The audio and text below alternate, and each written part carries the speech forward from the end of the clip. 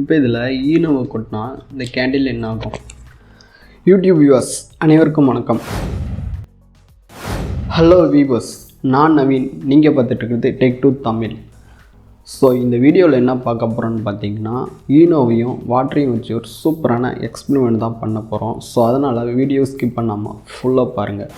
நான் ஒரு டம்ளரில் கேண்டில் உள்ள வச்சுருக்கேன். இப்போ இதில் இந்த அளவுக்கு தண்ணி ரப்பிக்கிறேன். பாருங்கள், கேண்டில் கொஞ்சம் கீழே வரைக்கும் தண்ணி ரப்பியிருக்கேன். இப்போ கேண்டிலை பற்ற வச்சுக்கிறேன்.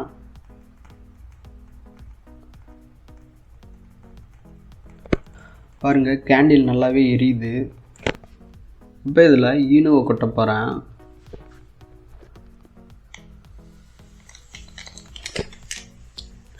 பாருங்கள், கேண்டில் அணைஞ்சிடுச்சு. மறுபடியும் கேண்டிலை கொளுத்திக்கிறேன்.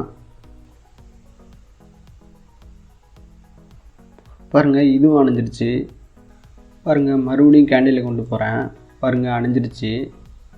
ஸோ இது ஏன்னு தெரிஞ்சால் மறக்காமல் நீங்கள் கமெண்ட் பண்ணுங்கள்.